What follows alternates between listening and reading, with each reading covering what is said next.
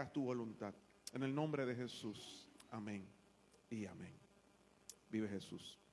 Yo voy a leer Jueces del 6, capítulo 6, versos del 11 al 14, pero antes de leer eso, yo quiero dar una introducción para que podamos entender el contexto histórico de este pasaje y podamos entenderlo mejor. ¿Saben cuántos conocieron a Moisés? ¿Saben quién es Moisés? Mi abuelo se llamaba Moisés, pero no me refiero a él. Me refiero a Moisés, el caudillo, el que sacó, por la mano que Dios utilizó para sacar a Israel de Egipto. La Biblia nos muestra que cuando Israel llegó a Egipto, 400 y pico de años antes de que apareciera Moisés, Israel era una familia, era un grupo, una familia enorme, un padre llamado Jacob, al cual Dios le había cambiado el nombre, le había llamado Israel, y ese hombre tenía 12 hijos, y cada hijo había formado su propia familia, y se habían convertido, cada familia prácticamente eran tan y tan grandes que se habían convertido en una tribu, cada familia.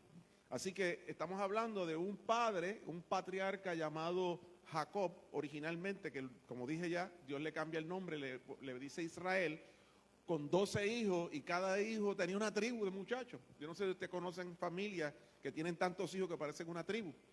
Y así pues estaban las tribus de Israel.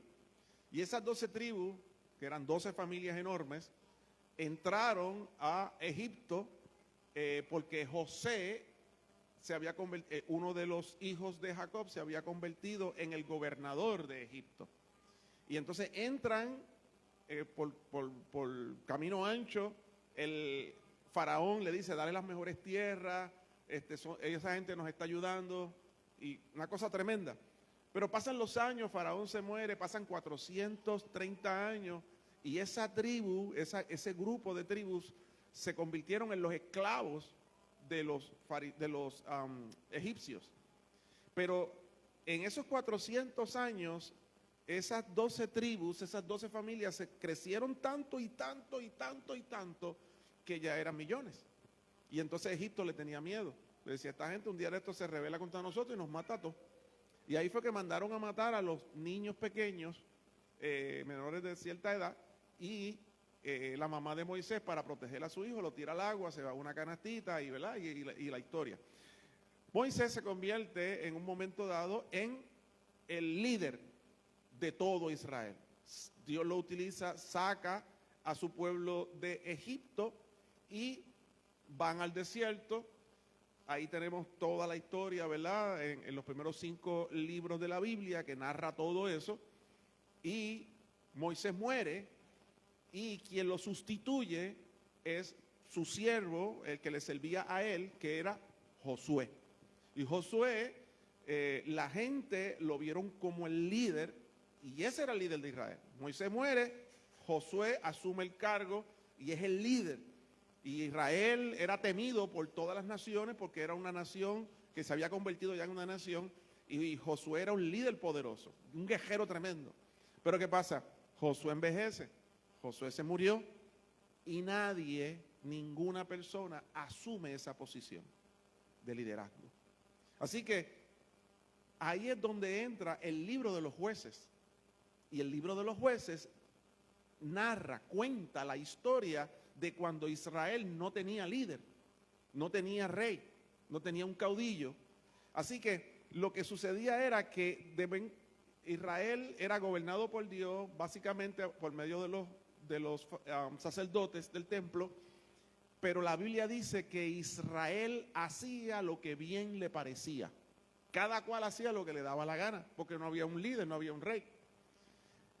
Y lo que sucedía era que el pueblo de Israel de vez en cuando se iba en pecado, comenzaba a adorar a otros dioses, y entonces Dios quitaba su protección y las naciones cercanas empezaban a invadirlos.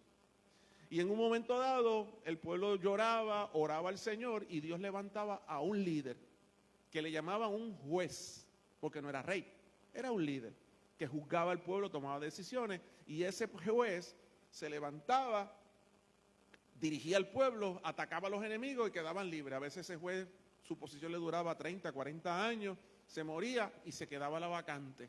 Y el pueblo volvía otra vez. Y así estuvieron por años y años y años. Y hoy yo quiero leer la historia de uno de esos jueces.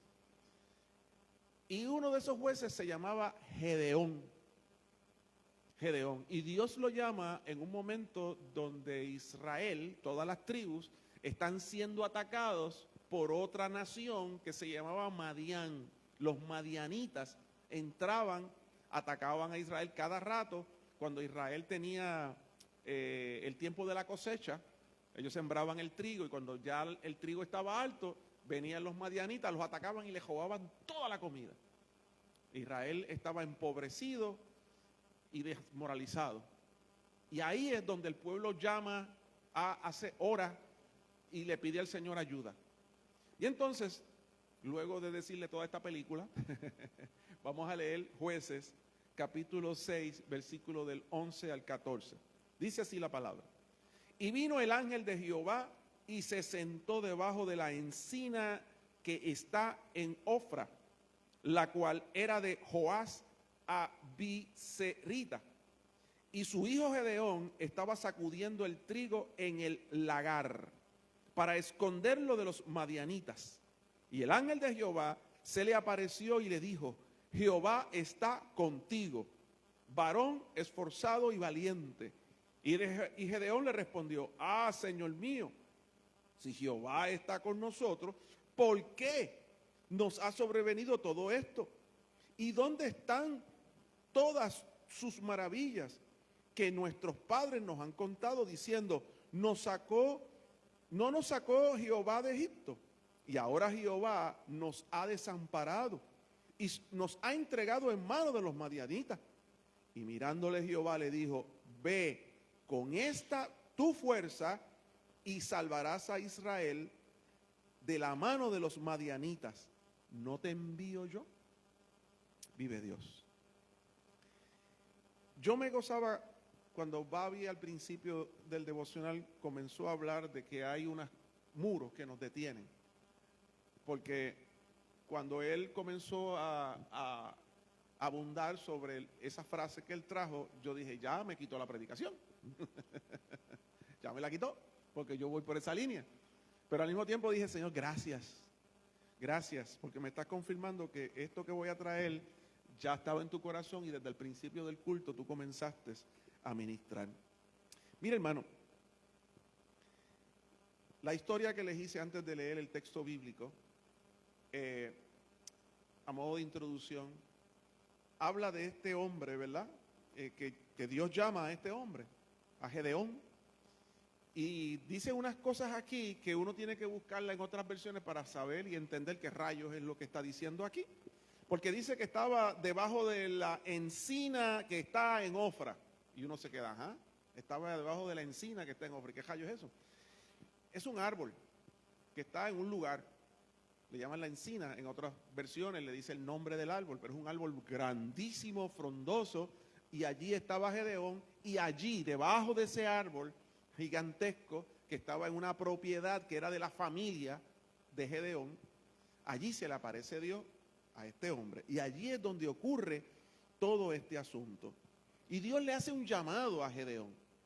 Dios le habla directamente.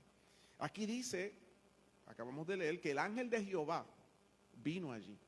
Y, ¿verdad? Quizás me voy un poco teológico en este asunto, pero este ángel de Jehová, estuve leyendo varias versiones, varios comentarios, y muchos de los comentaristas de la palabra están de acuerdo, coinciden en que este ángel de Jehová es lo que nosotros acá conocemos como una teofanía de Cristo.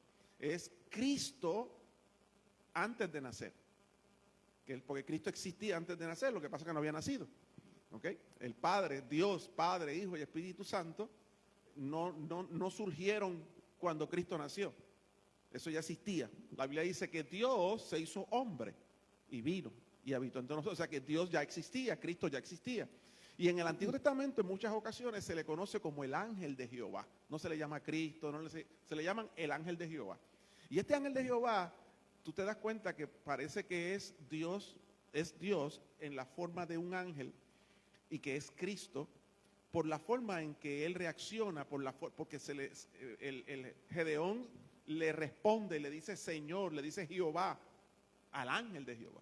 Normalmente los ángeles, vemos en la Biblia que cuando un Juan se le arrodilla en el libro de Apocalipsis, por ejemplo, se arrodilla creo que es en Hechos, que se arrodilla un apóstol delante del ángel. El ángel le dice, no, espérate, no, yo no soy Dios, no me puedes adorar a mí, adora a Dios. Pero aquí, cuando el ángel de Jehová se aparece, el ángel de Jehová no niega, no le impide a la persona a la cual se le está revelando que lo adore. Así que los teólogos, y yo estoy por esa línea también, entiendo que ese ángel de Jehová era Cristo antes de nacer, ¿verdad? Eso le estoy tirando un poquito de teología, no se me vayan a ahogar en las profundidades del asunto, pero si tiene alguna duda en eso, pues después hablamos. Pero quería traerlo porque es bien curioso, porque este es uno de esos casos donde tú vas a encontrar en el Antiguo Testamento varios sucesos así, de esa manera. Hay algo que vemos cuando Dios le hace el llamado a Gedeón. ¿Por qué Dios le hace un llamado a Gedeón? Dios le hace un llamado a Gedeón porque Dios estaba buscando a alguien para Dios usarlo para libertar al pueblo. Había una necesidad de liderazgo en el pueblo. No había líder en el pueblo. Había una vacante, había una necesidad. Había que hacer algo espiritual y había que alguien tenía que amarrarse bien los pantalones y decir, vamos a hacer esto. Yo no sé si a usted le ha pasado que está usted a veces en algún lugar y hay que hacer algo y yo he visto esto muchas veces en películas. Dice, bueno, el que esté, si hay un voluntario, que dé un paso al frente. Y casi, yo me acuerdo una vez que en una película todo el mundo dio un paso atrás y uno no escuchó y se quedó parado y dijo, pero usted que se quedó al frente, usted es el que va a hacer el trabajo. Y Dios estaba buscando a alguien que diera un paso al frente. Dios estaba buscando a alguien que dijera, pues mira Señor, cuenta conmigo, ¿qué es lo que hay que hacer?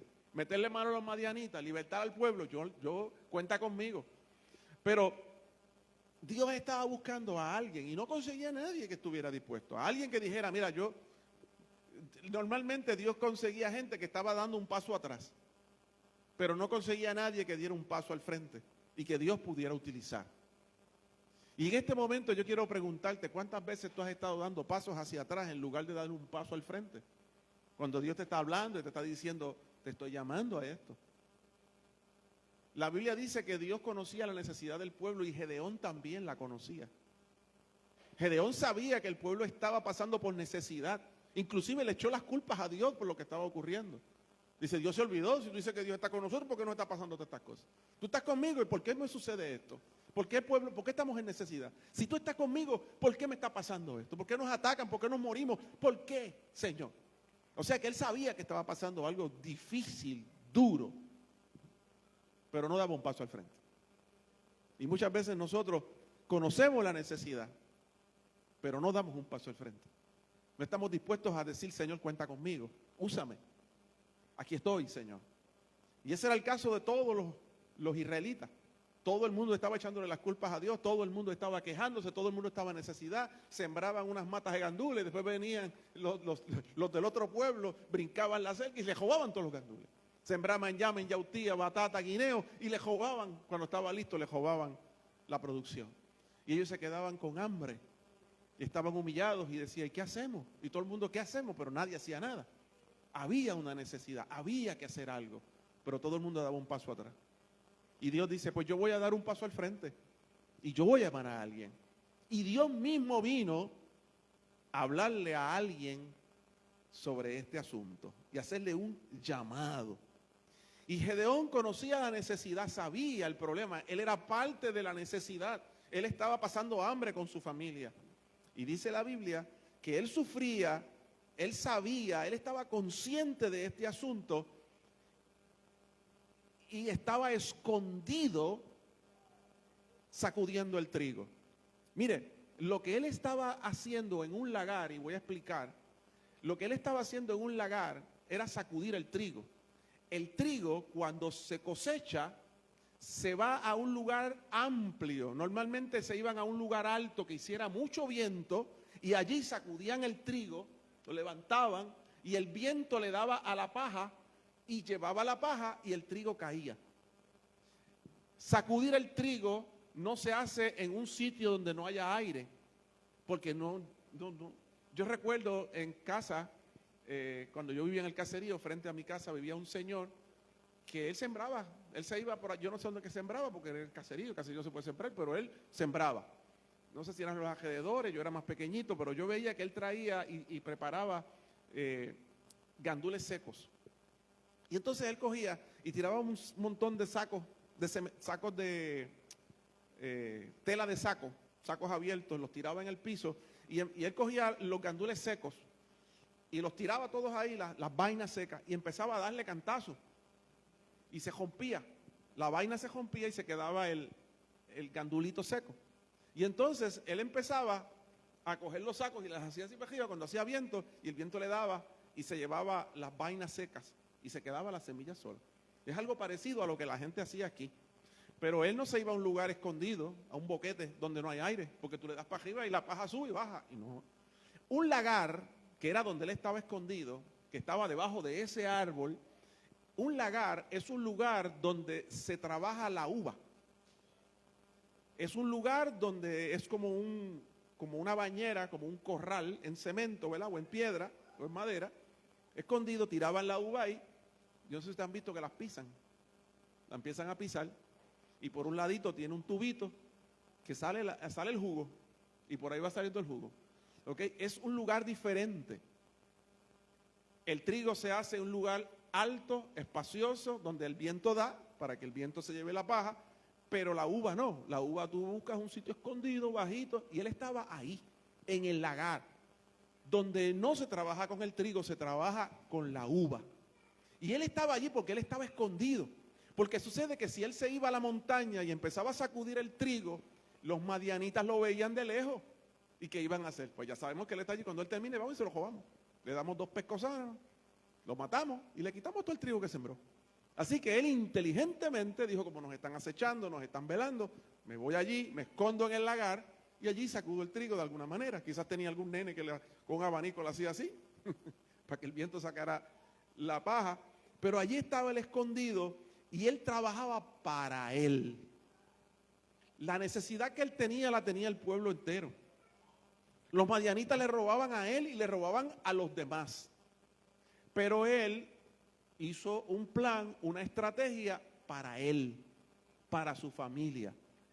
¿Verdad? Nosotros siempre pensamos que cada padre de familia debe proveer para sus hijos, para su esposa y para sus hijos.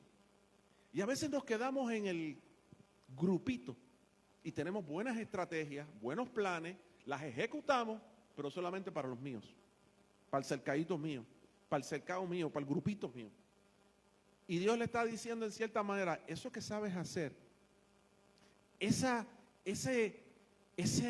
fuerza que tú tienes, ese deseo de ayudar a tu familia, yo quiero que esa fuerza la uses para el pueblo. Que no te quedes en el pequeño grupo, sino que amplíes tu cerco y comiences a aplicar todo ese deseo, todo ese ingenio que tú tienes, toda esa fuerza que tú tienes, ve con esa fuerza y salva al pueblo. Y él empezó a gaguear. Vive Dios. A veces nos conformamos con hacer simplemente lo mínimo que Dios espera de nosotros. Basta con que mi familia y yo estemos bien y así lo dejamos. Basta con que mi familia y yo estemos bien y hasta ahí. Hasta ahí. Y eso era lo que hacía Gedeón. Y Dios lo estaba confrontando y le estaba diciendo, es que puedes hacer más. Es que hay cosas que yo quiero que tú hagas. Es que eso es ser egoísta. Es que eso es estar diciendo doy un paso atrás en lugar de decir yo doy un paso al frente. Me preocupo por mi familia, le proveo todo a mi familia, me fajo por mi familia, por mis hijos. Y yo sé que hay una necesidad en la iglesia, pero que se resuelvan. Gedeón en cierta forma decía, yo sé que Israel completo está en necesidad, pero a mi plin, yo estoy bregando con los míos. Y Dios lo confronta. Y Dios lo llama. Dios le hace un llamado. Y una de las cosas que Dios le dice a Gedeón, le dice dos cosas principales. Dos cosas que Gedeón se había olvidado. Número uno, le dice, Dios está contigo. Y él se había olvidado que Dios estaba con él. Y le dice a Gedeón, tú eres varón esforzado y valiente. Y yo me imagino a Gedeón escondido, con un miedo terrible de los madianitas, cuando Dios le dice, varón esforzado y valiente, y Gedeón mira para atrás y dice, se está labrando el que está atrás de mí, porque yo estoy escondido aquí, yo de esforzado y valiente no tengo nada, porque yo estoy aquí asustado.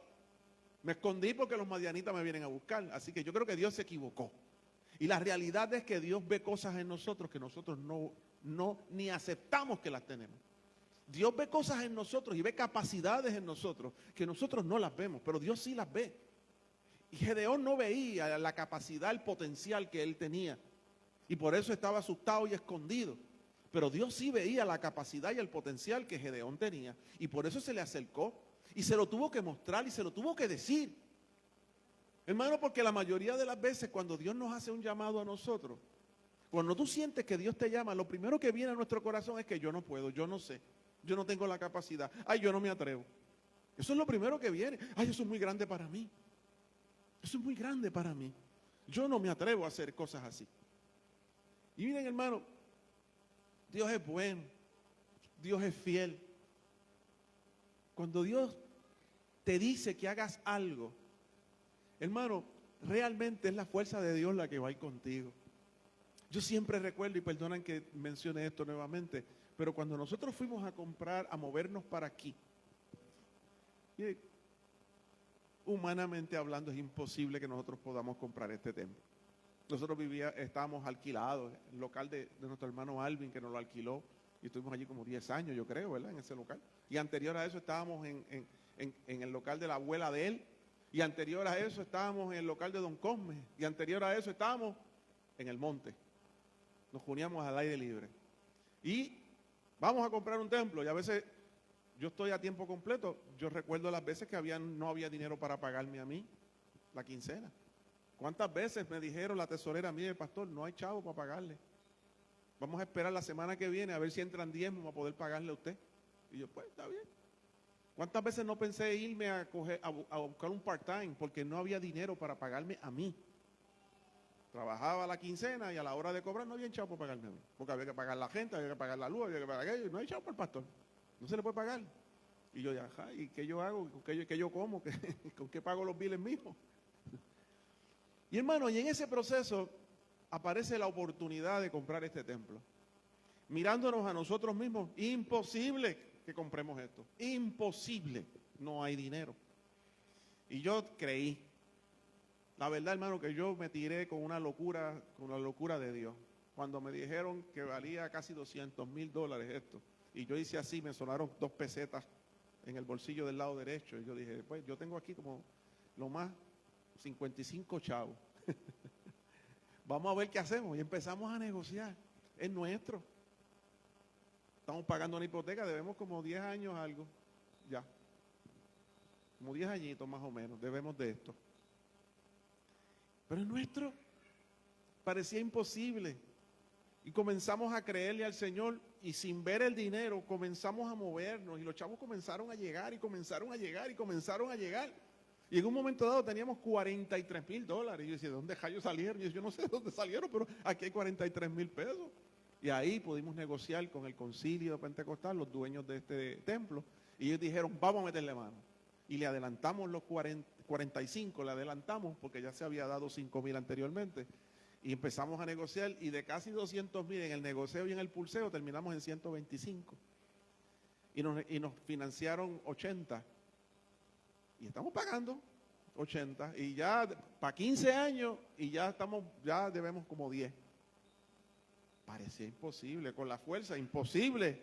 Pero cuando nos movemos, hermano, estamos haciendo un baño a la parte de atrás para los niños. Le tiramos la losa, vamos a volver a levantar la pared. Se está comprando todo el material, se nos está yendo un billetaje allá atrás. Quizás usted viene aquí al culto, viene esto, pero allá atrás, toda la semana, todos los días hay un empleado trabajando y ha venido Jesse a ligar cemento, ha venido Emi, yo he estado varios días trabajando allí con él. Se está comprando un material brutal. Cada vez que le enseño todos los recibos a Paula le da un ataque. Pero hay un milagro. El dinero sigue llegando. Sigue llegando. Hermano, es milagroso porque si a veces llega más dinero de afuera, aunque usted no lo crea, de gente que nos ve por el internet, de gente que nos ama, gente que no son miembros de esta iglesia y empiezan a enviar dinero. Y con eso estamos construyendo la parte de atrás. Con eso ya se compró la tubería, que estoy a ver si Eggy va allí y me da unos puntos de soldadura y demás. Con eso se está comprando todo. Y Paula me dice, no estamos en negativo. Gloria a Dios. Hermano, con esta tu fuerza. A veces no creemos que podemos hacer cosas y lo único que Dios espera es que demos un paso al frente. Que des un paso al frente. Y no es con tu fuerza realmente. La fuerza que Dios pide de ti es que des el paso. Esa es la fuerza. Porque todo lo demás es la gloria, es lo que Dios hace, lo que Dios hace.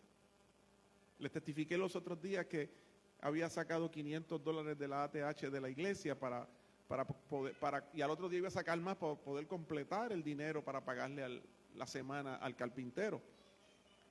Y yo venía por el camino, Señor, acabo de sacar 500 pesos de la chequera de la iglesia, aquí los tengo. Ay, Señor, en la noche, ese jueves en la noche cuando vengo aquí, abro el buzón de la iglesia que está ahí al frente, había un cheque de 500 pesos que nos enviaron desde Alemania. Desde Alemania. Dios solamente espera que demos el paso y Él se encarga. Todavía no estaba mi palabra en mi oración no la había hecho, ya Dios había contestado, porque un cheque que llegue desde Alemania acá se tarda varias semanas. Y yo ese día hice la oración y ya el cheque estaba ahí. No es nuestra fuerza, no es mi milagro, es el milagro de Dios, es la fuerza de Dios. Y a veces nosotros no tenemos la capacidad y a Dios no le interesa. Dios está buscando a alguien que dé un paso al frente. Alguien que diga, mira, yo no sé cómo se hace, yo no sé qué es lo que hay que hacer muy bien, pero cuenta conmigo. Aquí yo estoy. Y el Señor confronta a Gedeón y le hace ese llamado. Necesito que deje un paso al frente. Y hay algo que tenemos que recordar, hermanos. Si Dios te dice, Dios está contigo, yo estoy contigo. La Biblia dice, si Dios está contigo, ¿quién contra ti? ¿Quién contra ti? Y cuando nosotros internalizamos esa verdad que Dios está conmigo, yo tengo que actuar conforme a lo que creo. Y si Dios está conmigo, pues ¿quién contra mí? Si Dios está conmigo, ¿quién se puede oponer? Si Dios está conmigo, ¿qué puerta no se abre? Si Dios está conmigo, Él se va a glorificar. Así que no es el asunto de que si Dios está conmigo, ¿qué pasa? No, es que si Dios está, la Biblia muestra que cuando Dios está contigo, cosas ocurren. Hay algo que Dios le dice a Gedeón en el llamado, le dice esforzado y valiente.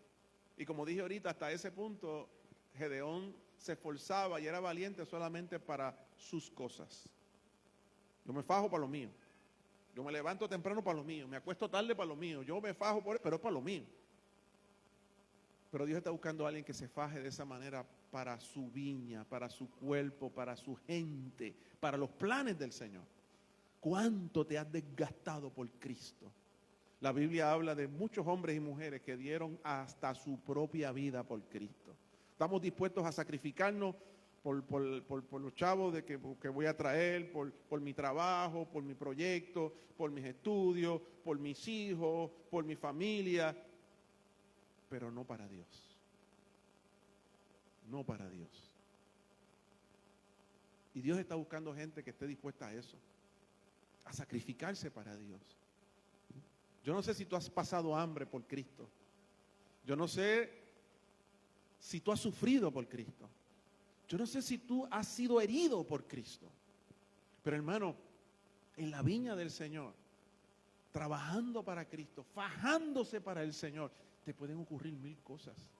puedes ser herido por otros hermanos, puedes pasar hambre, necesidad, puedes llorar, pero te aseguro que el gozo del Señor está sobre ti. Y te aseguro que cuando tú estás pensando, yo no trabajo simplemente porque me vean, yo no trabajo para sentirme tan contento, yo no trabajo en la viña del Señor para que me aplaudan. Yo estoy aquí porque trabajo para Dios y mi recompensa viene de Dios. Hermano, pregúntele en el apóstol Pablo cuando él enumera y dice, trabajando para el Señor, me he desgastado a mí mismo. Me han azotado tantas veces. Hermanos de su propia iglesia lo habían acusado de cosas que no eran ciertas. Hablaban mal de él, los propios hermanos de la iglesia. Dice que él se perdió en alta mar, que le mordió una serpiente y al final hasta lo mataron. Y él decía, me voy a desgastar a mí mismo por amor del Señor. Gloria a Dios. Pero a veces, hermano, cuando trabajamos, como no queremos dar un paso al frente porque tenemos miedo al sufrimiento, al dolor. Pablo no se quitó cuando lo traicionaron. Jesús no se quitó cuando fue traicionado por su discípulo, por Judas. Jesús no se quitó cuando todos los discípulos salieron corriendo y huyeron. Jesús no se quitó cuando Pedro lo negó. Jesús no se quitó cuando el mismo Padre lo dejó solo en la cruz del Calvario. Y él dijo, Dios mío, ¿por qué me has desamparado? Jesús no se quitó. Hay algo mayor en este asunto, hermano. Y Dios está buscando gente que diga, meto mano, ¿qué hay que hacer? ¿Qué hay que hacer? ¿Qué hay que hacer? Gedeón trae una respuesta. Y lo primero que le dice es, si Dios está con nosotros, ¿por qué está pasando todo esto? ¿Por qué tenemos tantos problemas? ¿Por qué ya han matado a varias personas de mi propia familia? Los madianitas se meten y muchos de nosotros hemos muerto. Estamos en necesidad, estamos empobrecidos. Dios está con nosotros. ¡Ja! Mira lo que está pasando. A veces le echamos las culpas a Dios de las cosas que nosotros mismos hemos provocado. Sí, hermano. Porque Israel, cuando estaba ocurriendo todo esto, ellos se habían olvidado de Dios. Ellos estaban adorando a otros dioses, estaban adorando a Baal. Israel había comenzado a adorar a la diosa Acera. Y después estaban preguntando, sí, si Dios está con nosotros, culpa de Dios. Culpa de Dios. ¿Es que tú cambiaste a Dios por una estatua? ¿Tú cambiaste a Dios por Baal? ¿Tú le estás sacrificando a tus hijos que pariste a esos dioses? ¿Cómo tú me vas a echar las culpas a mí?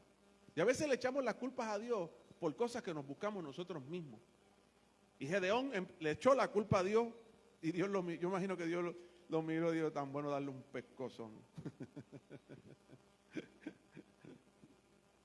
Otra cosa que responde o que les quiero mencionar es que a veces confundimos los ataques del diablo o los problemas de la vida normales con que Dios ya no está contigo. Hermano, si hubo alguien que enumeró, como dije ahorita, los problemas que tenía en la vida, era el apóstol Pablo. Y eso no quiere decir que Dios no estaba con él. Eso no quiere decir que Dios no estaba con él. Si alguien tuvo problemas en la vida, fue Jesús, que al final hasta lo mataron. Pero eso no significa que Dios no estaba con él. Y a veces confundimos este asunto. Una de las cosas que Gedeón le responde a Dios cuando Dios lo llama es que le dice, mi familia es pobre y yo soy el más pequeño de todos los hermanos. Mi familia, ¿cómo nosotros vamos a liberar a Israel si aquí mi familia es pobre? Nosotros no tenemos chavos. Y yo estoy aquí escondido, yo soy el más chiquito de casa. Yo soy el más chiquito de casa. Vive Jesús. Mientras nos quedamos mirando nuestras flaquezas, jamás vamos a ver nuestras fortalezas. Jamás.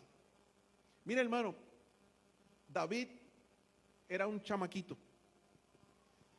Y cuando el papá no vio su fortaleza, porque cuando llegó Samuel buscando un rey, el papá de David, llamado Isaíel, llamó a todos los hermanos, pero al nene lo dejó por allá abajo.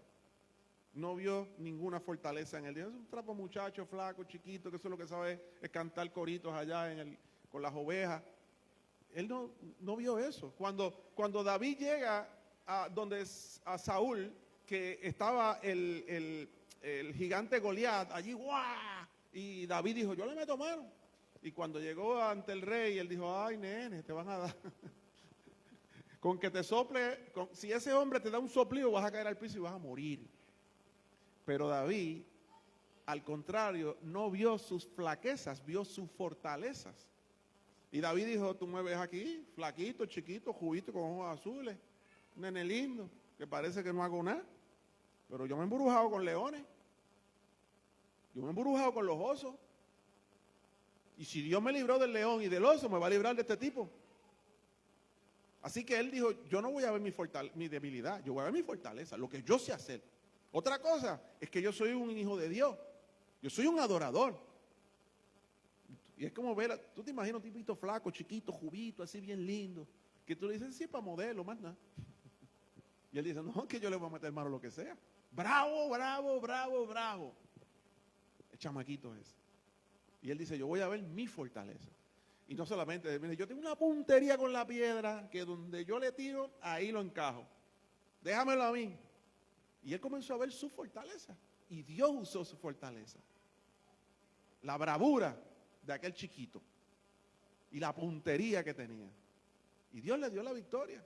Pero Gedeón dijo, mira, yo soy el más chiquito de casa, somos pobres, chicos, sigue buscando por ahí para abajo, mira, allá abajo hay otro palo, allá hay otro palo, y hay unos tipos escondidos allí, bregando, haciendo lo mismo que yo, quizás allí consigas un valiente, pero yo soy el más chiquito de casa, somos pobres, te equivocaste, sigue más para abajo. Esa fue la respuesta en cierta manera. Él se veía pobre y pequeño, pero Dios lo veía esforzado y valiente, así Dios te ve a ti. No importa lo que tú te veas, cómo Dios te ve a ti. ¿Cuál es la visión de Dios sobre ti? ¿Por qué Dios se acerca a tu vida? ¿Por qué Dios te está diciendo, da un paso al frente? Porque ve lo que tú no ves. Él ve tus fortalezas, no tus debilidades. Y en ese punto, ya Gedeón como que la fe le empezó a crecer. Y dijo, espérate, esto como que Dios tiene razón. Estoy casi creyéndote, Señor. Ya como que me está subiendo el nivel de autoestima. Y ahí, en el mismo capítulo, versículos 17 y 18, dice, y él respondió, o sea, Gedeón, yo te ruego que si he hallado gracia delante de ti, me des señal de que tú has hablado conmigo. O sea, que el que me está hablando conmigo es Dios. No, esto no es un sueño, es que eres tú, pero necesito una señal. Te ruego que no te vayas de aquí hasta que yo vuelva a ti y saque mi ofrenda y la ponga delante de ti. Y él respondió, yo esperaré hasta que tú vuelvas. O sea, ya estaba creyendo. Espérate, esto se ve serio. Hay personas que reciben un llamado de Dios y se tiran de pecho sin preguntarle y sin buscar confirmación. Dios habló, me tiré de pecho y después se dan y caen. Y hay otros que aunque Dios les hable, ellos no se mueven, no hacen nada, se quedan ahí trancados, no dan el paso al frente. Están esos dos casos. Gedeón trae una ofrenda. En el verso 21 dice, y extendiendo el ángel de Jehová el báculo que tenía en su mano, tocó con la punta la carne y los panes sin levadura, y subió fuego de la peña, el cual consumió la carne y los panes sin levadura, y el ángel de Jehová desapareció de su vista. ¿Cuál fue la ofrenda que él trajo? Él trajo comida. Él fue y preparó una carne, consiguió unos panes y los trajo. Esta es mi ofrenda. Haz un milagro. Y el ángel de Jehová le dijo, ponla encima de esa piedra. Puso la comida allí, apuntó y de la piedra salió un fuego. Aleluya. Y ese fuego consumió todo. Hermano, Cristo es la peña. Cristo es la roca. Vive Jesús. Y el fuego del Espíritu Santo viene de Dios hacia nosotros y consume todo lo que nosotros pongamos allí. Vive Dios para siempre. Así que nosotros tenemos que entender, hermano, que antes de empezar cualquier cosa para Dios, tenemos que ponerlo sobre la roca que es Cristo y buscar ser llenos del fuego del Espíritu Santo. Siempre, siempre, siempre. vive Jesús. Y entonces, ¿qué sucedió? Ya Dios le hizo el acercamiento, le hizo el llamado, conocemos todo el contexto, vemos la respuesta de Gedeón. Gedeón comenzó a creer, dijo, pues ok, está bien, acepto, doy el paso al frente, pero yo quiero que me muestres, Señor, que esto es correcto, que eres tú. Yo no quiero equivocarme de que esto sea un disparate mío. Si yo voy a hacer esto, yo necesito que tú me digas que esto es verdad. Y ahí él busca la prueba. Pero Dios le dice, está chévere, pero hay que sacar el pecado del pueblo. Este pueblo, si Israel quiere que yo lo ayude, tiene que sacar el pecado. Dice la Biblia ahí en Jueces 6, versículos 25 y 26, dice, aconteció que la misma noche le dijo Jehová, toma un toro del hato de tu padre, el segundo toro de 7 años, y derriba el altar de Baal, que tu padre, o sea, el propio padre de él tenía un altar, una estatua de Baal, que tu padre tiene, y corta también la imagen de Acera, que está junto a él, y edifica a Jehová tu Dios, edifica altar a Jehová tu Dios en la cumbre de este peñasco, en lugar de conveniente, y tomando el segundo toro, sacrifícalo en holocausto con la madera de la imagen de Acera que habrás cortado. Hermano, y si seguimos leyendo nos damos cuenta que Gedeón dijo, válgame, le voy a romper las estatuas a papi. Y fue y buscó un toro, amajó a la estatua, el toro aló, la derrumbó, y al lado había otra estatua en madera de la diosa Acera, y la cogió y la hizo canto y se llevó la madera. El toro se lo llevó y lo trepó a una montaña, allí lo sacrificó y le metió fuego con la misma leña de la diosa Acera. Él comenzó a arrancar el pecado, aquello que estorbaba, hermano. La Biblia dice que después la gente del pueblo llegó, mira, ¿quién hizo esto? El que hizo esto lo vamos a matar. Y el papá, protegiendo a su hijo, le dijo, bueno, pero si Baal es Dios y Acera es Dios, que ellos lo maten. Pero no hagan ustedes el trabajo de un Dios. Se supone que si ellos son Dios de verdad, ellos lo van a matar. No pasó nada. Porque ni Baal ni Acera eran Dios. El pecado tiene que ser sacado de en medio de nosotros. Si yo doy un paso al frente, si yo respondo a Dios, yo tengo que sacar el pecado de mi vida. Nada puede competir con Dios. Esos dioses estaban compitiendo con Dios y había que derribarlo. Ahora, ¿qué cosas tenemos en nuestras vidas que están compitiendo con Dios? ¿Qué cosas tenemos nosotros que derribar de nuestras vidas? Dios le dije, derriba a Baal, derriba a Acera. ¿Cuántos dioses tenemos nosotros en nuestras vidas? Dioses son aquellas cosas que nos hacen pecar. ¿Qué hay en ti que te hace o te lleva a pecar? Aquello que te roba el tiempo es un Dios. Aquello que te hace pecar es un Dios. Aquello que se lleva la gloria de Dios es un Dios. Y ahí podemos hablar del orgullo, el yo, la vanagloria, una amistad que se haya convertido en un Dios. Aquello que te aleja de Dios es otro Dios, que compite con Dios. Y esas cosas hay que sacarlas de nuestra vida. Y Dios dice, yo te voy a usar. Yo quiero que tú des un paso al frente, pero yo quiero que tú saques los dioses de tu vida. Yo quiero que todo aquello que compite conmigo lo saques. Todo aquello que divide mi relación contigo, todo aquello que te aleja de mí, quítalo. Eso es un Dios. Quizás necesites fuerza, alguien que te ayude. Gedeón tuvo que buscar un toro porque la estatua era grande y pesada y él no la podía mover. Y tuvo que buscar un toro, la majó y un alón para el piso. A veces necesitamos ayuda para sacar esos dioses. Pero no es negociable, hay que sacarlos. Vive Dios. Ocurre algo poderoso. Gedeón recibe un llamado de Dios. Gedeón responde a Dios. Gedeón comienza a creer en el llamado de Dios. Gedeón comienza a sacar el pecado del pueblo, a destruir eso. Gedeón es lleno del Espíritu Santo. Dice la Biblia en los versículos 34 y 35, dice, entonces el Espíritu de Jehová vino sobre Gedeón, y cuando éste tocó el cuerno, los abiezeritas se reunieron con él, y envió mensajeros por todo Manasés, y ellos también se juntaron con él. Asimismo envió mensajeros a Aser, a Zabulón y a Neftalí, los cuales le salieron a encontrarles. El Espíritu de Jehová vino sobre él. Hay una respuesta de Dios, hay un apoyo de Dios, hay una unción de Dios que viene sobre la vida de este hombre cuando este hombre decide creerle a Dios, obedecer a Dios y moverse en esa dirección. En este punto de la historia, ya él no se acordaba que era pobre. Ya él no se acordaba que era el más chiquito de la familia. Ya eso no importaba. Esos detalles ya no estaban en consideración. Ya no le robaban el sueño, el pensar, ya no puedo hacer esto porque somos pobres, no puedo hacer esto porque soy el chiquito de casa. Ya eso no existía.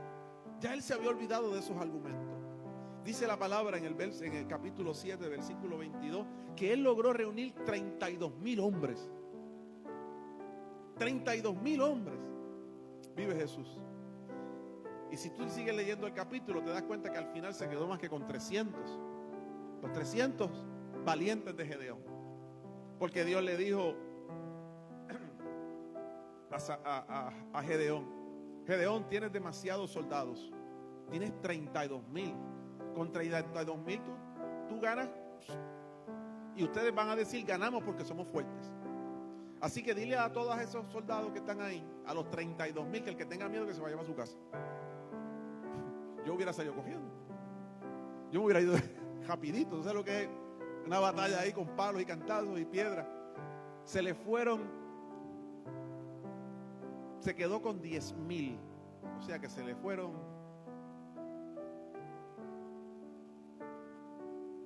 22. Se le fueron 22. Y Dios miró así y le dijo: todavía tienes mucho. Y yo me imagino a Gedeón: Señor, no me hagas esto. Tan bien que yo me sentía, tan seguro que yo me sentía con este montón de gente. Y ahora tú me dices, tengo 10,000 y dice que son muchos. Y sí, vayan a tomar agua, vayan al río. Y todos aquellos que metan la cabeza en el agua, como pejos allí, todos esos se van. Pero aquel soldado que se quede arrodillado, meta la mano en el agua y beba así, mirando, precavido, esos son los que van contigo. Solamente 300 hicieron eso. Los demás se metieron como pejos adentro del agua y se bañaron y se tomaron agua ahí, toda podrida. Los otros hacían así. Esos son los que tú vas a llevar. Se quedó con 300. Y dice la palabra que con 300 Dios le dio la victoria. Y tuvieron que hacer una estrategia dicha por que Dios le puso en el corazón. Pero Dios habló. Vive Jesús. La unción de Dios sobre la vida de aquel que le cree a Dios, que le responde al Señor, que da un paso al frente, que reconoce que es Dios quien lo está llamando, que se mueve en esa dirección, que le cree a Dios. Hermano, la unción de Dios vendrá sobre ti. Y lo que parece imposible ocurre. Y entonces puedes comprar templos que no se pueden comprar. Y entonces puedes hacer proyectos que parecen imposibles, pero Dios los respalda. Y entonces te paras a predicar y se convierte en miles. Entonces te paras a ministrar y Dios te usa. Entonces oras por tu familia y hay milagros en tu familia. Pero tienes que dar un paso al frente. Tienes que sacar los dioses, los baales y las diosas de acera, sacarlas de tu vida. Romper todas esas maldiciones. Dios llamó a este hombre esforzado y valiente solo para su casa. Un hombre que se esforzaba y era valiente solamente en el núcleo de su casa, para convertirlo en un hombre esforzado y valiente de todo el pueblo, de toda la nación. Hermano, Dios quiere que todo lo que tú aplicas, que esa fuerza, ese desgaste que a veces aplicamos para nuestras cosas, le demos un poco al Señor de eso. Y que nos desgastemos para Dios. Y que estemos dispuestos a trabajar para Él. Y veremos milagros, unción, cosas que nunca habías visto. Y te vas a sorprender. Como nos sorprendemos todos aquellos que hacemos eso y vemos la gloria de Dios manifestarse. Y tenemos que decir, fuiste tú porque no fui yo. Fuiste tú porque yo no tengo la capacidad. Esto que se logró fue porque tú lo hiciste, no porque yo lo hice. Lo único que yo hice fue creer y dar un paso al frente. Lo demás lo hiciste tú, Señor. Lo demás lo hiciste tú, Dios de los cielos. Dios llama a un hombre esforzado y valiente solo para los de su casa, para ser un hombre esforzado y valiente para todo el pueblo completo. Vive Jesús. Y cierro diciendo esto. Quizás Gedeón estaba muy cómodo, muy cómodo. Estaba en su lugar seguro. Él podía haberse hecho el chivo loco y decir, búscate a otro. Yo sigo aquí con lo mío. Yo no estoy mal. Yo no estoy en pecado. Yo estoy haciendo las cosas bien. Búscate a otro. Él hacía solo lo necesario para sobrevivir. Es muy fácil, hermano, hacer lo necesario para mantenernos siendo cristianos. Es muy fácil hacer lo mínimo para perseverar. Pero Dios llama a guerreros. Dios está buscando gente que se ponga en la brecha. Dios está buscando gente que diga, heme aquí, Señor. Leí la Biblia. Ya fui a la iglesia, canté corito. ¿Qué más quieres de mí? ¿Qué más quieres de mí, Señor? Y Dios está buscando gente que comience a creer de sí mismos lo que Dios cree de ellos. Que comiencen a verse a sí mismos como Dios los ve. Hermano, Dios no ve una iglesia silente. Dios no ve una iglesia apagada. Dios no ve una iglesia pobre, desmejorada. Dios no ve una iglesia apagada. Dios ve una iglesia encendida. Dios ve una iglesia llena de poder. Dios ve una iglesia llena del Espíritu Santo, en el fuego. Una iglesia que ni las puertas, aleluya, del infierno pueden prevalecer contra ella. Es una iglesia que se mueve. Una iglesia que tiene poder, una iglesia que tiene unción. Comencemos a vernos a nosotros mismos como Dios nos ve. Con esa unción, con ese poder, con ese brillo, con esa capacidad, con esa fuerza y valentía que Dios veía a Gedeón. Así Dios te ve a ti. Dejemos la cobardía a un lado. Brillemos. Que el diablo nos tenga miedo. Que el diablo nos tenga miedo. Y no necesitamos multitudes.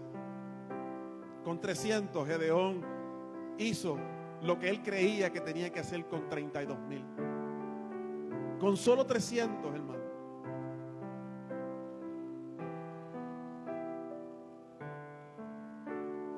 A veces vemos que todo se cae en cantos a nuestro alrededor, pero nos escondemos en nuestro lagar. No dije lugar, dije lagar. El lugar donde estaba Gedeón limpiando el trigo, que se supone que no fuera allí.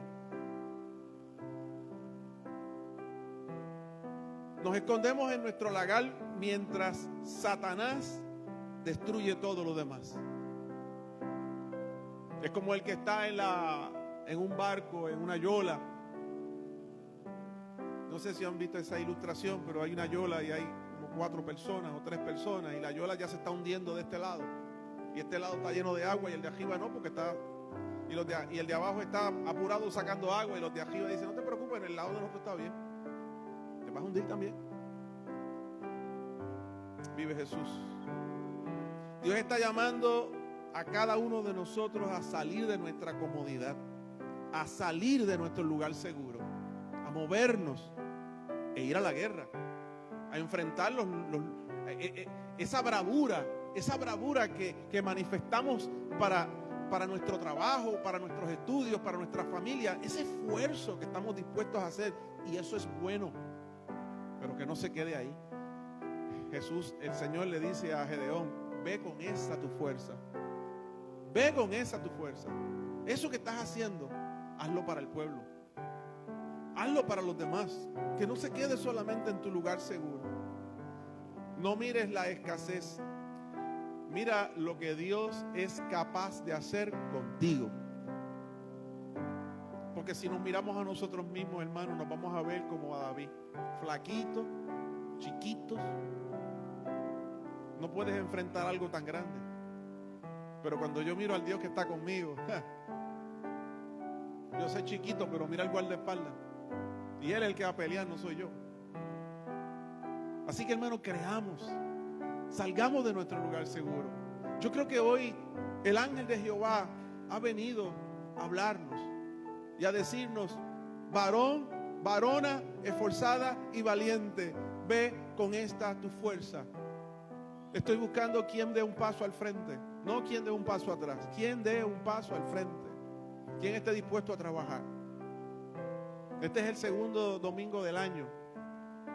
Estamos empezando. ¿Qué va a pasar este año? ¿Vas a seguir en lagar? ¿Vas a seguir escondido, haciendo tus cosas para ti, haciendo lo mínimo? ¿O este año vas a salir del lagar, te vas a trepar a la montaña, vas a sacudir y a creer que Dios estará contigo? Todo lo que has aprendido, toda tu capacidad, con esta tu fuerza, te la pongo en las manos, Señor. ¿Qué hay que hacer? ¿Hacia dónde me muevo? Y el Señor te va a decir: ya empezaste a creer. Vete, destruye los dioses. Saca de tu vida todas esas cosas que están alejándote de mí. Y yo te voy a mostrar lo que tienes que hacer. Vive Jesús. Vive Dios. Hermano, yo tengo 61 años. Este año cumplo los 62. Voy a coger el seguro social ya mismo. Llevo 44 años pastoreando la iglesia. Como 47 o 48, perseverando, 49, ya perdí la cuenta, yo no sé. Vive Jesús. Yo quiero ver que usted se levante. Yo quiero ver que usted se levante. Yo quiero ver gente que diga: yo también quiero coger el toro por los cuernos. Yo no quiero morir de viejo y no ver que nadie se levante. Yo quiero que usted se levante. El Señor le está llamando gente que dé un paso al frente. Que diga: yo meto mano. Yo lo hago. Yo estoy dispuesto a hacer lo que sea por la viña del Señor. Así que yo no voy a tirar más el chicle, voy a orar. Vive Jesús. Y en esta oración, hermano, yo te pido que si tú eres uno de los que hoy entendiste que Dios vino y se metió debajo de ese árbol frondoso y vino a hablarte a ti y vino a decirte: varón, varona esforzada, valiente, a ti te estoy hablando. A ti te estoy hablando. Y probablemente uno como Gedeón se asuste, diga: no, es que yo no sé, yo no puedo, yo no tengo capacidad, ¿qué voy a hacer? Y el Señor allá: es que, chico, solamente eres el instrumento, todo lo voy a hacer yo. Yo lo que necesito es un instrumento. El bisturí no opera, el que opera es el médico. El bisturí es el instrumento. Tiene que estar amolado, pero quien lo va a usar es el médico. Usted tiene que estar bien amolado para que Dios lo use. Bien amolado. Y Dios te va a usar. Y si hoy quieres responder al Señor, yo te invito a ponerte de pie ahí donde tú estás y decirle: Señor, cuenta conmigo. Cuenta conmigo. Hace años atrás yo le dije al Señor: Señor, cuenta conmigo. Cuenta conmigo. Y he visto cosas, hermano, que no tienen idea. Vivencias. Esto es una película brutal. Me gustaría hacer una película de mi vida. Es precioso, hermoso. Son muchos los Goliat, son muchos los ejércitos, muchas las dudas, muchos golpes. Pero, wow, no lo cambiaría por nada. No lo cambiaría por nada. Así que mientras oro, yo te invito a ponerte de pie. Póngase de pie y dígale al Señor allí, en esa oración: Señor, aquí estoy. Yo respondo. Estoy con miedo, estoy embarrado, pero aquí estoy. Señor, nos ponemos en pie delante de ti en esta mañana. Y probablemente todos los que estamos aquí somos Gedeón. Todos los que estamos aquí, Señor, tenemos miedo. Y cuando nos miramos a nosotros mismos, vemos nuestra incapacidad, Dios de los cielos. Y pensamos: yo no puedo. Oh, Señor, pero cuando veo tu palabra, me doy cuenta que tú no estás viendo, Señor, nuestras capacidades. Lo que estás viendo es nuestro corazón. Y tú te glorificas con todo aquel que dice: heme aquí. Yo te ruego en el nombre de Jesús que el Espíritu Santo tuyo, Dios mío, que le habló a Gedeón, Padre Santo. Ese fuego, Señor, que te ardió en su corazón. Esa palabra, oh Dios de los cielos, que cuando fue hablada a Gedeón no tornó atrás vacía. Sí habían dudas, sí había temor, pero llegó el momento de una respuesta positiva a tu llamado. Yo te pido en el nombre de Jesús que esta palabra no retorne atrás vacía. Yo te pido, mi Señor, ay, Santo, oh sí, Señor, que tu Espíritu Santo ponga el fuego que arda en el corazón como ardió en el corazón de Gedeón. Que el corazón de cada uno, Señor, arda. Que haya fuego como el que, Señor, yo sentí aquel día que me llamaste. Que ardía mi corazón. Señor, cuando los caminantes de Maús oyeron tu voz sin saber que eras tú, su corazón ardía. A eso me refiero, Señor. Que haya fuego en el corazón hoy. Que haya un sentido, Dios mío, de que fuiste tú el que hablaste. Y que haya una respuesta positiva al llamado, mi Señor. Ayúdanos a destruir todos los dioses. Todas aquellas cosas que compiten contigo y están en nuestra vida. A sacarlas, a destruirlas, Señor. Oh Espíritu de Dios, haz tu obra. Espíritu Santo, haz tu obra. Haz lo que tienes que hacer, Señor. En el poderoso nombre de Cristo. Ayúdanos a escribir.